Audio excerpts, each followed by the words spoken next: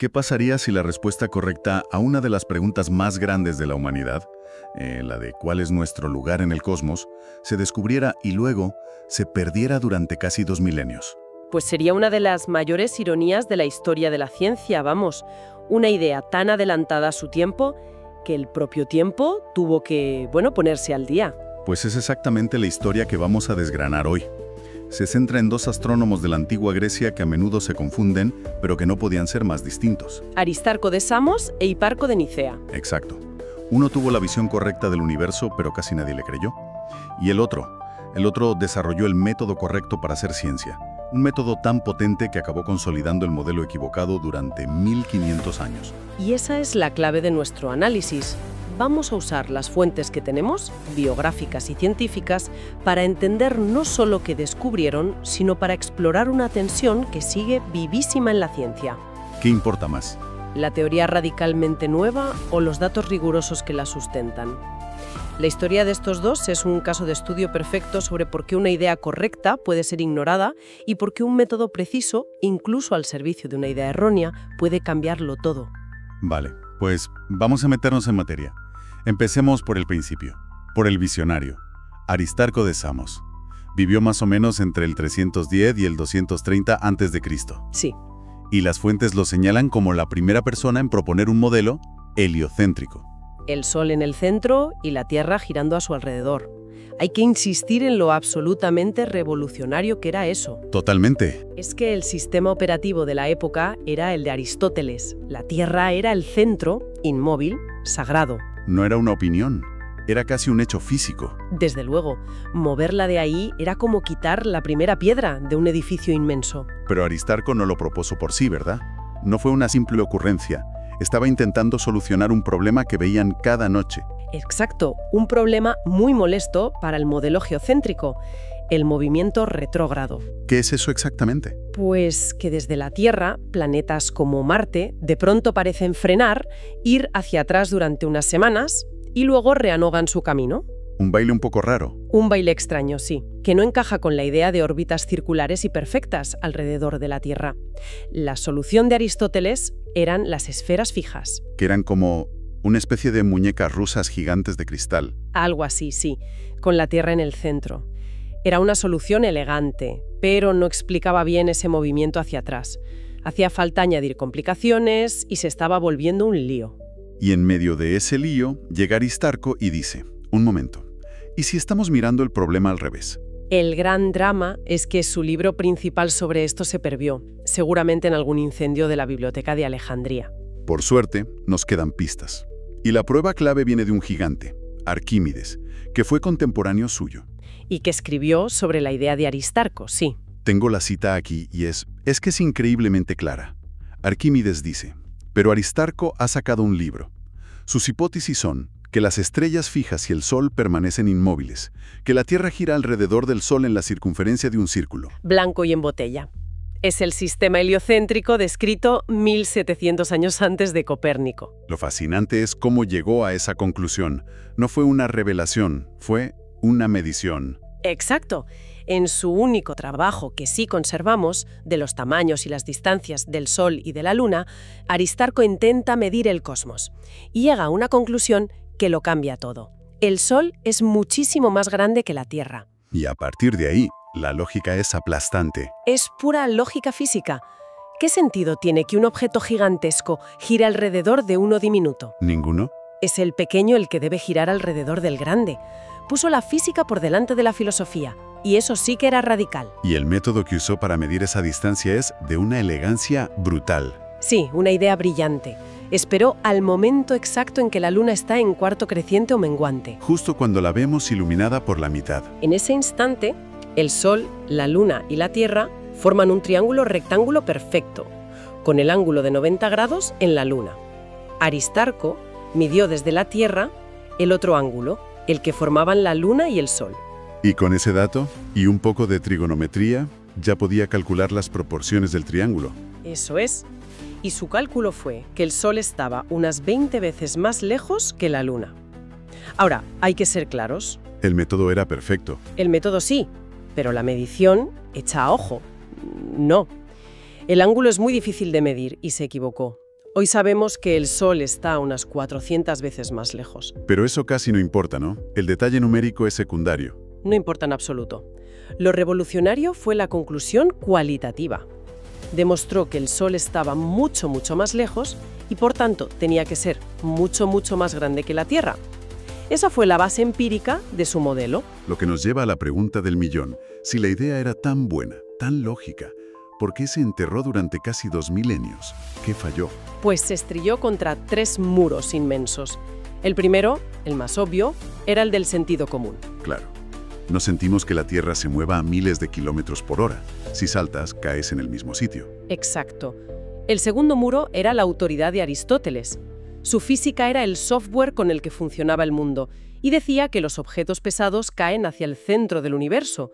Mover la Tierra era romper la física entera. Vale, sentido común y autoridad. Pero había un tercer muro, el argumento que parecía científicamente irrefutable. Sí, el argumento demoledor. La ausencia de paralaje estelar. Expliquemos qué es esto, porque es clave. Es un efecto muy intuitivo. Si extiendes el brazo, levantas el pulgar y lo miras primero con un ojo y luego con el otro, el pulgar parece saltar de un lado a otro. Ajá, eso es el paralaje. Pues si la Tierra orbita alrededor del Sol, debería pasar lo mismo con las estrellas cercanas.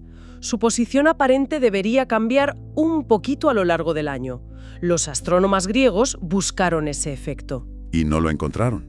Conclusión: si no hay paralaje, la Tierra no se mueve. Fin de la discusión. Pero aquí es donde Aristarco demuestra su genialidad por segunda vez. Tenía una contrahipótesis. Y de nuevo, era la correcta. Dijo que las estrellas estaban tan increíblemente lejos que el paralaje era demasiado pequeño para ser detectado a simple vista. Lo cual era verdad, pero fíjate en el problema. Para defender su hipótesis, la de que la Tierra se mueve, tuvo que proponer otra hipótesis aún más increíble, que el universo era inmensamente más grande de lo que nadie imaginaba. Una idea indemostrable en su época. Totalmente. No fue hasta 1838, con telescopios potentísimos, cuando se midió el paralaje por primera vez. Y luego está el lado oscuro de la historia. La acusación de impiedad. Se suele contar que fue perseguido por sus ideas, casi como un Galileo de la antigüedad. Esa es la versión clásica, sí. Viene de un texto de Plutarco, que cuenta que un filósofo estoico, Cleantes, dijo que Aristarco debía ser juzgado por impiedad por poner en movimiento el hogar del universo. Una frase muy potente. Pero aquí es donde las fuentes nos dan una sorpresa. Una sorpresa mayúscula. El filólogo Lucio Ruso ha argumentado de forma muy convincente que esa cita de Plutarco se tradujo mal en el siglo XVII. ¿Cómo que se tradujo mal? Pues que probablemente, con la historia de Galileo muy presente, los traductores la interpretaron de una manera, pero las versiones más antiguas del texto sugieren justo lo contrario. Lo contrario. Que fue Aristarco quien dijo que Cleantes debería ser juzgado por impiedad, no por cuestionar a los dioses, sino por intentar explicar el cosmos con superstición en lugar de con matemáticas. ¡Qué fuerte! O sea que la imagen cambia por completo. Totalmente. Aristarco no era una víctima asustada, sino un defensor feroz y combativo de la racionalidad científica. Increíble. Una figura mucho más potente. En resumen, la lección de Aristarco es que una idea correcta, por muy genial que sea, no es suficiente. Sin datos que la respalden, se queda en una especulación. Y mientras esa especulación brillante caía en el olvido, la astronomía tomó un camino completamente distinto. Exacto. Porque una generación después de Aristarco aparece en escena nuestro segundo protagonista, Hiparco de Nicea. Vivió entre el 190 y el 120 a.C., y su enfoque fue radicalmente opuesto. Esa distinción es fundamental. Si Aristarco miraba el cielo y se preguntaba ¿cuál es el gran diseño?, Hiparco miraba y se preguntaba ¿cómo puedo medir esto con una precisión que nadie ha logrado antes? Su obsesión no era el modelo, era el dato. Totalmente. Fue, como dicen las fuentes, el que transformó la astronomía en una ciencia cuantitativa. ¿Qué significa eso exactamente? ¿Qué hizo para merecer ese título? Pues básicamente inventó las herramientas de la astronomía moderna. Empecemos por su catálogo estelar, el primero de la historia, con la posición y brillo de unas 850 estrellas. Y no era una simple lista, ¿verdad? Para nada. Fue el primero en usar un sistema de coordenadas eclípticas. Esencialmente fue como poner una cuadrícula sobre el cielo. Por primera vez, Cada estrella tenía una dirección precisa, una coordenada numérica. El cielo dejó de ser un conjunto de mitos para convertirse en una base de datos. Exacto, como la primera hoja de cálculo del Y cosmos. también les puso una nota, un ranking de brillo. Sí, el sistema de magnitudes. Las de primera magnitud son las más brillantes, las de sexta magnitud las que apenas se ven. Es un sistema tan bueno que, con retoques, lo seguimos usando hoy. Claro, y para manejar todos esos datos necesitaba una herramienta matemática que no existía. ¿Y se la inventó? Se le considera el padre de la trigonometría aplicada. Creó las tablas y las fórmulas para convertir los ángulos que medía en el cielo en predicciones. Creó el motor matemático que la astronomía necesitaba. Y mejoró los instrumentos, claro. Por supuesto. Perfeccionó herramientas como la esfera armilar para que las mediciones fueran cada vez más fiables. No era un filósofo, era un científico de datos de la antigüedad. Y toda esa obsesión por la precisión le llevó a su descubrimiento más famoso, uno que ni siquiera estaba buscando. La precesión de los equinoccios. Es el ejemplo perfecto de su método. No fue una teoría, fue un hallazgo que saltó de los datos. ¿Qué hizo? Comparó las posiciones de las estrellas de su nuevo catálogo con registros de astrónomos anteriores, de más de un siglo antes, y se dio cuenta de algo increíble. Que las estrellas se habían movido, todas juntas. Exacto, había un desplazamiento sistemático. Descubrió que el eje de la Tierra tiene un lentísimo bamboleo, como una peonza que se va a parar. Un ciclo que dura 26.000 años. El impacto de eso debió de ser brutal. Las estrellas fijas, el telón de fondo eterno del universo, no estaban fijas. Fue un hallazgo conceptualmente enorme. Demostró que el cielo cambiaba. Y lo demostró con datos, no con filosofía. Pero aquí, en su mayor triunfo, encontramos también la mayor ironía de su legado. La gran paradoja. Todo su trabajo, todo ese rigor, acabó sirviendo para fortalecer el modelo equivocado. Precisamente, su catálogo, sus métodos, se convirtieron en los cimientos del Almagesto de Ptolomeo, la Biblia del modelo geocéntrico durante los siguientes 1400 años. Vaya. El trabajo de Hiparco hizo que el modelo geocéntrico fuera increíblemente bueno prediciendo dónde estarían los planetas. Lo hizo tan funcional que eliminó la necesidad de buscar una alternativa. En cierto modo, el método perfecto de Hiparco mató la idea perfecta de Aristarco. Es increíble. Tenemos el contraste perfecto, la idea correcta que se marchitó por falta de pruebas y el método correcto que hizo que una idea equivocada dominara el mundo durante siglos. Pero si lo miramos con perspectiva, el legado de Hiparco es el que sobrevive de forma más directa. Podemos trazar una línea ininterrumpida desde su trabajo hasta la ciencia de hoy. ¿Cómo es eso? A ver, su catálogo estelar. Esa idea de mapear el cielo es el ancestro directo de proyectos como el satélite Gaia. De la Agencia Espacial Europea. Sí. Gaia está haciendo lo mismo que Hiparco, pero midiendo la posición y el movimiento de casi 2.000 millones de estrellas. El espíritu es el mismo: catalogar para entender. El método sobrevive a los modelos. Sobrevive y evoluciona. Y hay más. La forma en que descubrió la precesión, comparando datos tomados en momentos distintos para detectar una tendencia. Es la base de lo que hoy llamamos análisis de series temporales. Exacto, es una herramienta fundamental.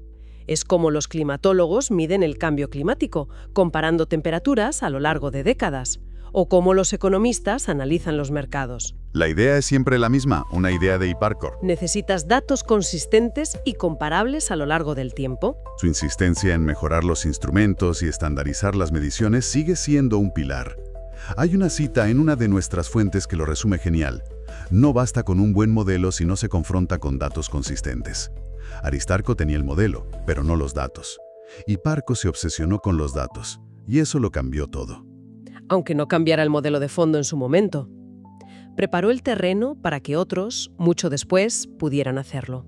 Entonces, para recapitular nuestro análisis, hemos visto la historia de dos titanes. Por un lado Aristarco, que nos dio la respuesta cosmológica correcta, pero sin las pruebas para convencer. Y luego, Hiparco. Que nos dio el método científico correcto, la observación rigurosa, la cuantificación. Construyó la astronomía como ciencia, aunque partiese de una premisa equivocada. Y creo que esto nos deja con una reflexión final, una pregunta que va al corazón del progreso científico. ¿Qué es más importante para provocar una revolución? ¿La genialidad de una nueva idea radical, como la de Aristarco? ¿O es la acumulación paciente de datos, como la de Hiparco, que poco a poco va creando tensiones hasta que el viejo modelo se vuelve insostenible. Probablemente se necesitan las dos cosas, ¿no? Se necesitan ambas, pero la historia nos enseña que raramente llegan en la misma generación. Aristarco plantó una semilla teórica casi imposible. Pero fue el rigor del método de Hiparco, continuado durante siglos, el que finalmente labró y preparó el terreno. Y solo entonces, sobre ese terreno fértil de datos, esa vieja semilla pudo por fin germinar, con Copérnico, Kepler y Galileo.